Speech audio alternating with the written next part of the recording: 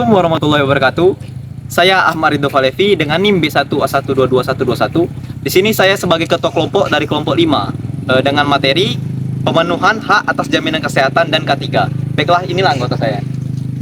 Nama saya Danu Pranata Andora dengan NIM B1A122149. Saya Rahmat Al-Fatir Samosir dengan NIM B1A1222128. Nama saya Aditya Erlangga dengan NIM B1A1221116. Saya Esra Yolanda Pandiangan dengan NIM B1A1221147. Saya Eka Yanti Pandiangan dengan NIM B1A122112.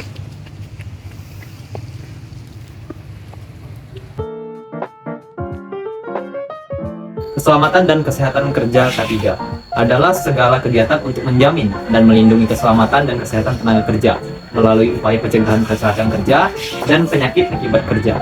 Pasal 86 Undang-Undang Nomor 13 Tahun 2003 Ayat pertama, setiap pekerja atau buruh mempunyai hak untuk memperoleh perlindungan atas keselamatan kerja dan kesehatan kerja, moral dan kesusilaan, dan perlakuan yang sesuai dengan harkat dan martabat manusia serta nilai-nilai agama.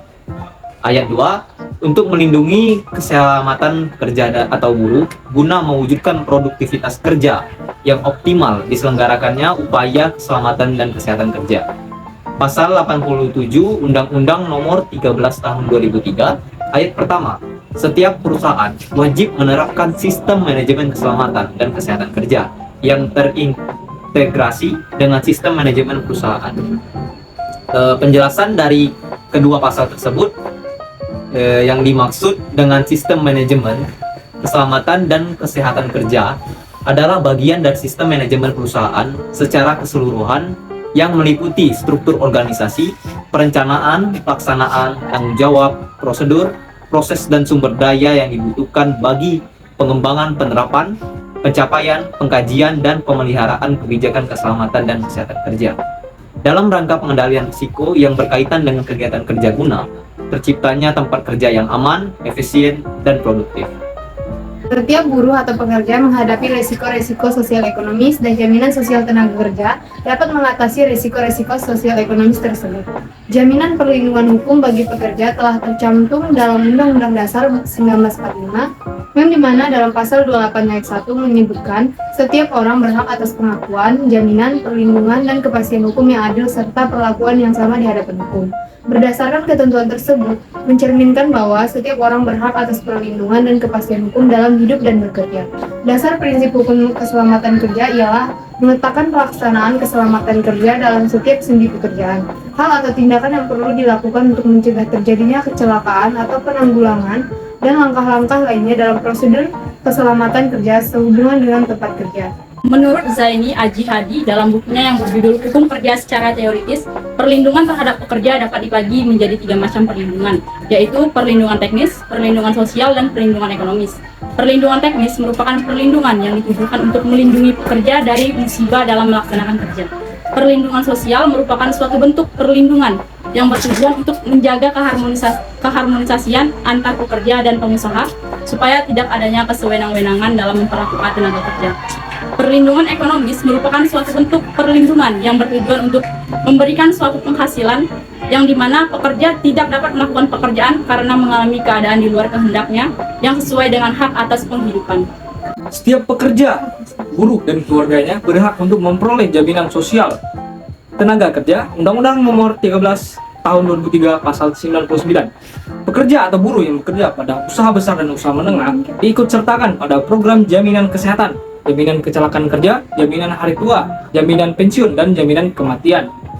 PP Nomor 37 Tahun 2021 Pasal 4 Ayat 3 tentang penyelenggaraan program jaminan kehilangan pekerjaan. Penghormatan dan perlindungan negara terhadap harkat dan martabat kemanusiaan pada tenaga kerja agar mendapatkan kondisi kerja yang adil dan baik sesuai dengan amanat dari Pasal 7 Konvensi Internasional Hak-Hak Ekonomi, Sosial, dan Budaya tahun 1966 terwujud dalam bagian menimbang dari Undang-Undang Nomor 1 Tahun 1970 tentang Keselamatan Kerja, Undang-Undang Nomor 24 Tahun 2011 tentang Badan Penyelenggaraan Jaminan Sosial, dan Undang-Undang Nomor 13 Tahun 2003 tentang Ketenagakerjaan. Beberapa hal penting tentang pentingnya hak atas perlindungan terhadap tenaga kerja yaitu 1. Setiap tenaga kerja berhak mendapat perlindungan atas keselamatannya dalam melakukan pekerjaan untuk kesejahteraan hidup dan meningkatkan produksi serta produktivitas. Yang kedua, meningkatnya peran tenaga kerja dalam perkembangan pembangunan nasional di seluruh tanah air dan semakin meningkatnya penggunaan teknologi di berbagai sektor kegiatan usaha dapat mengakibatkan semakin tinggi risiko yang mengancam keselamatan, kesehatan, dan kesejahteraan tenaga kerja, sehingga perlu upaya peningkatan perlindungan tenaga kerja.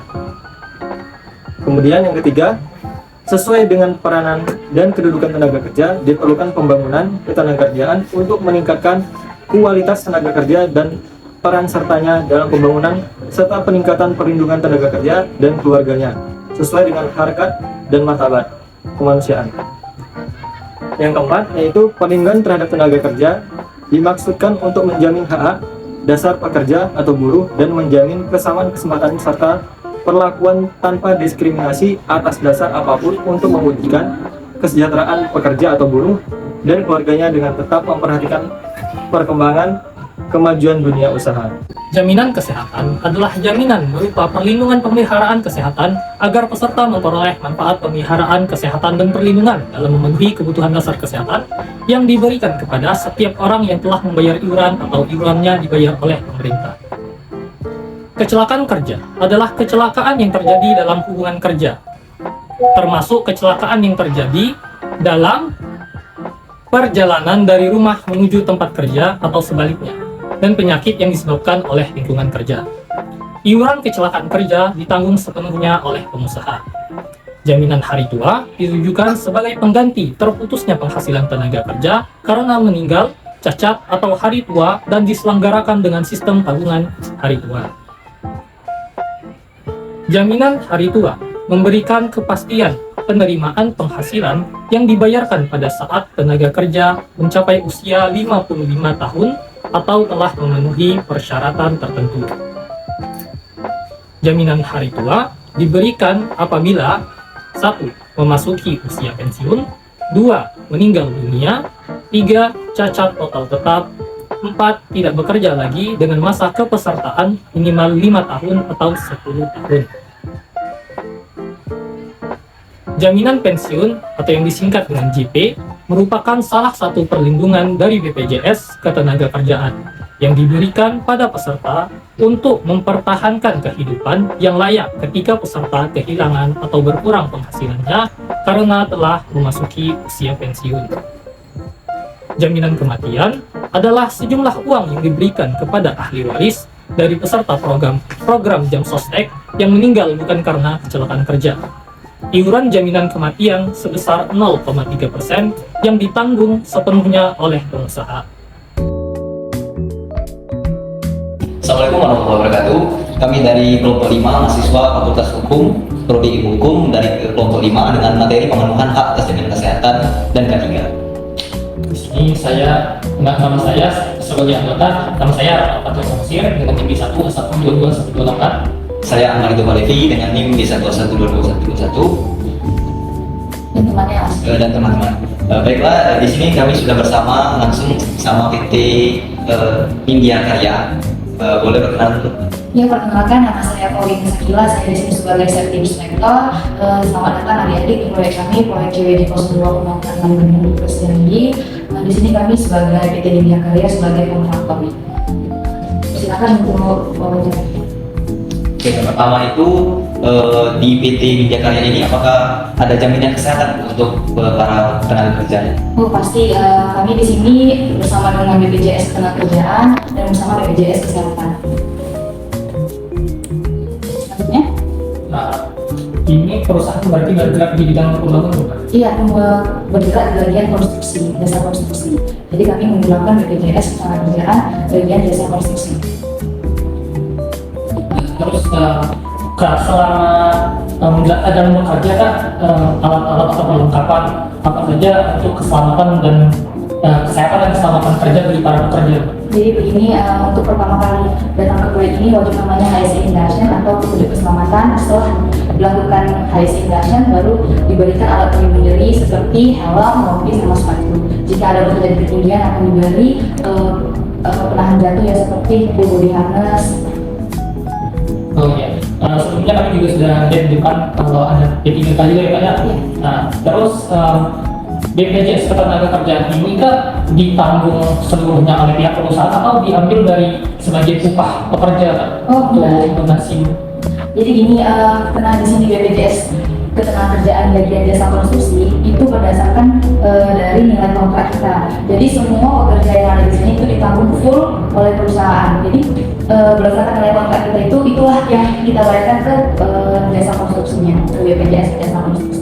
Berarti itu enggak termasuk gaji Pak? Enggak, tidak termasuk ke gaji. Jadi misalnya pekerja kita 350 orang itu full ditanggung sama dengan BPJS jasa konstruksi, itu tidak dipotong gaji sama sekali. Diambil dari nilai kontrak. Ya, Mbak. Jadi bagaimana pendapat Mbak tentang jaminan hak atas kesehatan dan kesehatan keselamatan kerja di perusahaan yang sedang Mbak kontrak Mbak? Itu sangat penting ya, apalagi ini tentang nyawa seseorang gitu. Sangat terbantu dengan adanya BPJS Ketenagakerjaan atau BPJS Kesehatan, karena kita nggak tahu ya, kita udah menggunakan alat pelindung diri, sudah bekerja sesuai prosedur SOP, tapi ya kalau memang ada kecelakaan itu sudah terjamin ke keselamatannya oleh BPJS. Itu sangat penting. Makanya dari awal proyek ini mulai, yang pertama kali diurus itu adalah BPJS-nya, keselamatan tentang pekerja-pekerjaan yang bahkan sebelum ini proyek ini mulai, rancangan kesehatan dan keselamatan kerja itu wajib ada atau RKK. Nah, jadi di proyek ini wajib ada namanya RKK, rancangan kesehatan dan keselamatan kerja. Lalu Mbak, ada misalnya selama Mbak bekerja di perusahaan perseroan ini Mbak, ada nggak itu kelemahan apa dan kelebihan dari program jaminan kesehatan dan keselamatan kerja? Jika ada kelemahannya, boleh tolong sebutkan atau kelebihannya juga ya? Kalau selama ini kelebihannya itu gampang ya, kita tinggal telepon bagian PIC BPJS-nya, ini ada kecelakaan, tinggal klaim. Biasanya seperti itu yang sudah saya laluin ya, kalau ada kecelakaan kerja.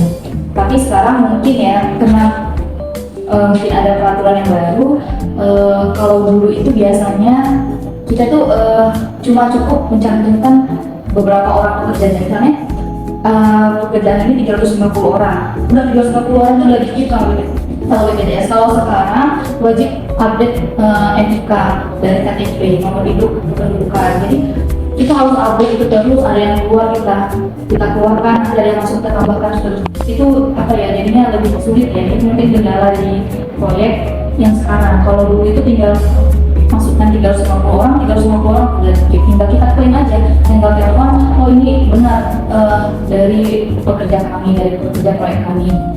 Kalau sekarang dia harus semuanya yang terdaftar.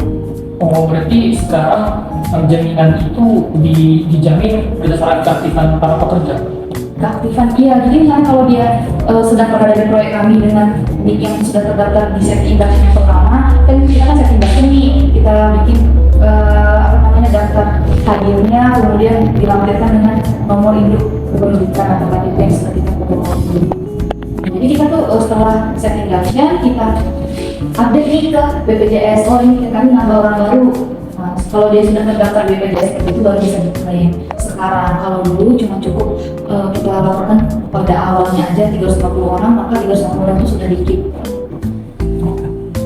Baik Mbak, sekian dari wawancara si Mbak atas ke kapasitas